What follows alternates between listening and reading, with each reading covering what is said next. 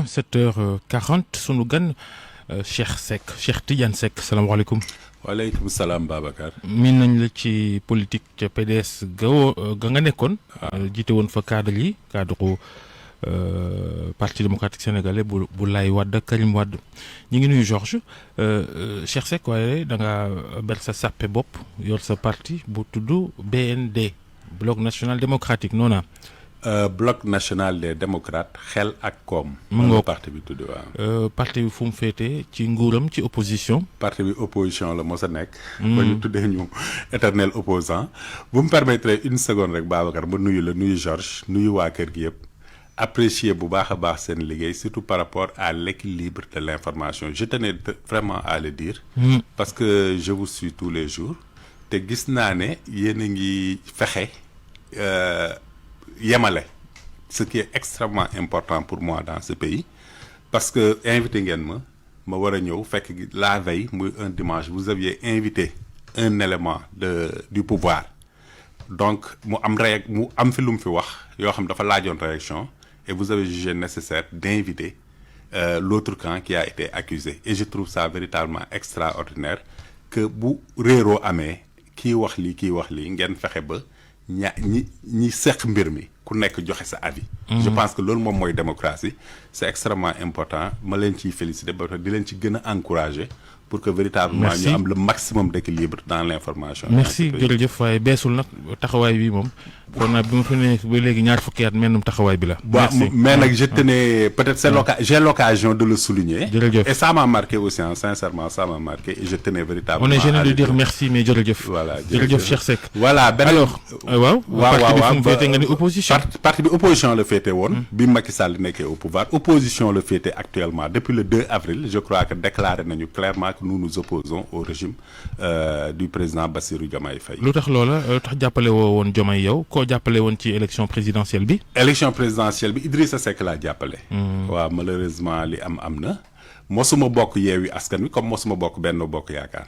parce que dama gis ne ñaari entité radicale la woon ñoo xam ne dañu taxaw rek di mbëkkante ba conséquences yi fi am yëpp am fi donc te en fait est-ce que intérêt Sénégal véritablement moom moo nekkoon à la base de cette confrontation bi ñu ko analyser ñu gis ne mënuñoo bokk ci Yewwi Askan Wi mënuñu bokk ci Benno Bokk Yaakaar donc nañu continuer suñu chemin certes dans l'opposition mais sans être dans les coalitions. nga nekkoon PDS jiite woon sax cadre yi on a remarqué à un certain moment avant élection présidentielle bi am na ñu génnoon ñëw dellu si waat est-ce que gënul woon yéen famille libérale bi ngeen booloowaat ni nga demee fekki Idrissa Seck jàppale ko. D'abord PDS jiite naa fa lu bëri. Depuis étudiant élève au niveau aussi bien vertical qu'au niveau horizontal fédération et tout jiite naa lu bëri PDS sama vie yëpp PDS laa commencé def.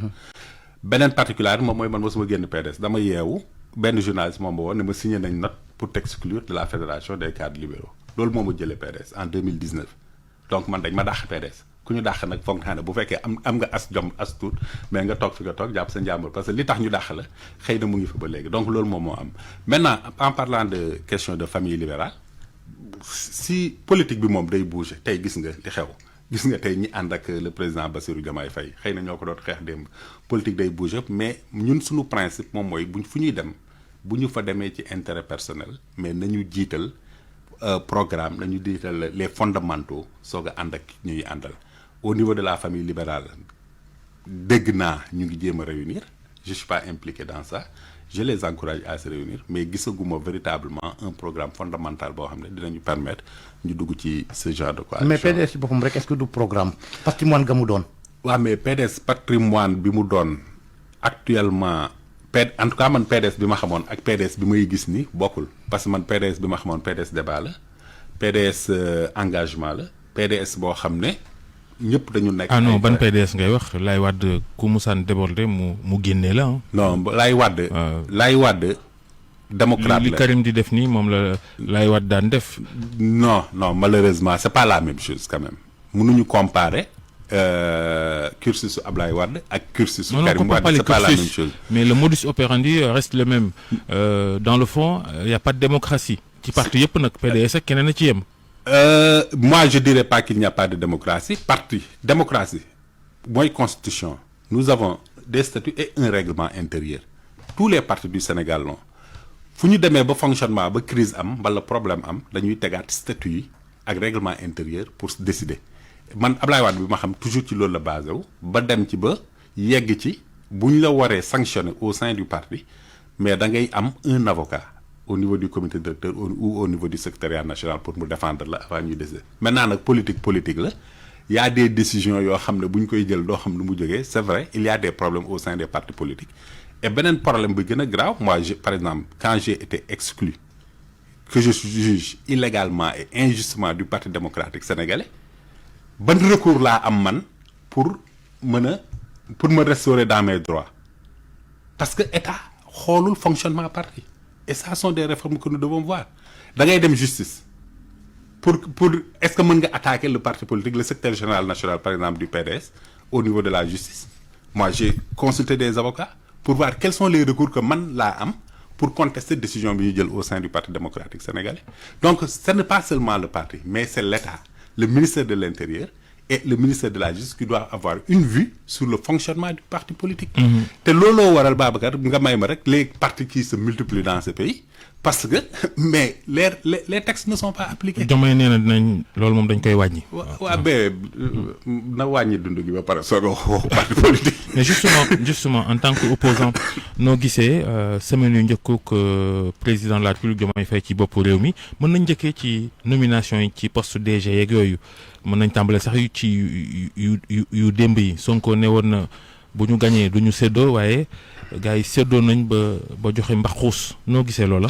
ah mais loolu de ñi ko gëmoon ba mu koy wax ñoo am problème man awma ci benn problème parce que ba mu koy wax xamoon naa ne du mënul nekk te loolu moo taxoon ànduma ak moom bëri na yu ñu doon wax yoo xam ne wóor na ma ne du nekk parce que de réew du doxee noonu mënuñu ànd man ak yow Georges ñuy xeex benn mbir ba jot ci mbir mi ma ne la toogal fële ma seeti ku la ko gën a mën nga def ko ça c'est le premier point. Le deuxième point moom mooy un état un parti politique c'est une philosophie c'est une orientation munoo ànd ak ay nit ngeen bokk li ngeen gëm di ko xeex ba jot li ngeen gëm ngeen leen toog leen ma jëli keneen mu doxal ki xam li nga bëgg xam ni ngay fonctionner moom moo mën a diriger pour réaliser société bi nga bëgg mais munoo wax ne damay def appel d'offres 300 500 peut-être 5000 emplois damay def des appels d'offres donc yooyu dañoo toll woon foo xam ci Sénégal ba léegi fa lañ nekk sax kiy wax moo ëpp solo li muy wax quand Georges dit quelque chose on n'analyse pas ce que Georges dit mais parce que Georges moo ko wax rek li mu wax moo war a mën a nekk mais y a tellement d'inertie des choses yoo xam ne mais kuy xalaat xam ne lii mënul nekk te pourtant c'est sur cette base que les gens ont voté pour le président Bassirou Diomaye Faye tey ñu ngi soog a gis réalité bi nomination yi benn la parmi tant d'autres qui vont venir des reniements qui se multiplient au jour et ça va continuer. mooy la ñu waxoon démb ak la ñuy jëfee tey daa wute. mais mooy lu wóor commencé na déjà nomination yi mu ngi noonu bon on nous avait annoncé la baisse des prix pour le 15 mai ba léegi gisagoo ko. bon en réalité président Diomaye dafa waxoon balaa le 15 mai na ko gouvernement bi indil ay propositions. waaw mais. même ba tey loolu sàmmonte wuñu ak moom parce que démb indiwuñ proposition démb dafa tollantiwaat ne leen gaaw leen indi proposition yi donc proposition amul woon démb 15 mai. mais donc moom laa lay wax rek dafa am loo xam ne wax bi en tout cas man li ma gëm moom mooy wut dagan na mais ni ngay wutee aussi am na solo lool. Ces gens ont été élus et ça aussi il faut interpeller le peuple sénégalais parce que sénégalais 54% des sénégalais ñoo fal Bassirou Diomaye Faye président de la République maa ngi déglu léegi seen journal ñuy wax problème mu les étudiants anniversaire u étudiants yi ñu rey à Saint-Louis et ils demandent à ce que justice soit faite aujourd'hui amnistie des événements de 2021 et de 2023 des gens qui ont pris des grenades cocktail molotov taal bus ay nit dee ci combien de milliards ont été perdus dans ce pays nous avons perdu au moins selon la Banque mondiale 1 point de croissance à cause de ce qu'ils appellent incertitude liée aux élections mais loolu yëpp tey ci waxtaanu politique ñu ne loolu yëpp nañ ko reesal mais pour dem defi leneen pour donner l'immunité l'impunité à l'homme politique sénégalais et c'est-à-dire yow ku ànd ak yow ak ku bokk ak yow lu ko neex mu def bés boo faloo ñu effacé lépp. ñoom seen militants yi lu lañ wax de ñoo tey. donc ñoo tey. léegi nag. nee na yéen waa opposition bi boo ngeen toog 50 ans di xaar ndax du ngeen jotaat ci nguur gi te nee nañ itam seen xol ni mu tàngee nii mën nañ sax ñoom defar café wala naan ataaya nee na daal ñoom lu Sonko def moo tey ñoo tey loolu la ñu wax. nguur moom yàllaa ko yore comme que ñoom ñoo jot nguur yàlla moo xam kan lay joxaat nguur mais maa tey boobu effectivement mooy li am. maa tey léegi nag maa tey boobu nag moom la ñu war a xeex Sénégal te ñoom bi ñu nekkee opposition je pense que justice lañ gënoon a chargé la justice n'est pas stable la justice n'est pas équitable justice lii justice là tey. les mêmes pratiques yi nga xam ne régime bi jógee moom la doon utiliser ñoom ñu ngi utiliser ay pratiques yu ko pire. donc plus clairement ci sa gis-gis rupture amul. mais quand même rupture mënul am la rupture est impossible dans la marche de l'État. BRT anamu. BRT kan moo ko initié. BRT kan moo ko développé ba mu war a fonctionner kan moo ko inauguré. ministre kan moo ko inauguré ministre Malick Ndiaye mi. transport da doon wax ni BRT bi amul njëriñ. mais saa yi. du régler problème bi waaye. xam léegi leneen lay wax. man sam problème du waa Pastef li ñuy def ak li ñuy wax ñi leen gënoon ba voté leen man ñooñu ñooy sam problème. mais am nañ ci droit am nañ ci droit démocratie aussi mooy même bu fekkente ni dañoo fekk ku yées ci askan waxuma ñi fi nekk dañoo yées mais dama ni démocratie moo mayee askan wi ku ko neex fal loolu aussi foog ñu nangu ko. nangu nañu ne Bassirou Diomaye Faye est le président de la République du Sénégal et je l'ai félicité mais avant muy nekk président Sénégal dafa am lu ñu xamee jàmm. salaam stabilité courtoisie loolu la ñu xamee entre 2020 et avec Covid bi d'abord les événements de 2021 les événements de 2023 nous avons banalisé la violence nous avons banalisé l'injure nous avons banalisé parce que banaliser loolu moo andi ñi falu tey parce que li tax ñu ne amnistie mooy bëgguñu xam qui est responsable qui a tué qui a saccagé kan moo saaga. kan moo dóor kan bëgguñu ko xam loolu nag Macky. non dañ ko négocier Babacar dañu ko négocier ce sont les deux ñoom ñoo toog waxtaan ba juboo ci liy am nii donc ñoom ñaar la ñu les responsables sont partagés bu fekkoon ne justice moo leen intéressé bu fekkoon ne développement moo leen intéressé bu fekkoon le Sénégalais moo leen intéressé dañu naan jël nañu nguur gi dañuy fexe. Georges dañuy justement fa laa bëggoon ñëw sax wax nga. dañuy nga xamante ne dañoo ñàkk seen i bakkan ay milliards ñu perte ko ci à un certain moment nit ñaa ngi naan sax. nañ revoir la loi d'amnistie est-ce que gëm nga ni dana am. on va revenir sur cette loi là xeex la laaj. fi mu nekk nii moom nous sommes benn genre unanimité mooy li Babacar doon wax ni maa tey lu leen neex def leen kenn du wax kenn du yëngatu et mais en tout cas nous c'est un combat que nous portons pour que ñu abroger la loi d'amnistie pour la bonne et simple raison que les responsables doivent être situés d'abord balaa ñuy wax indemnisation.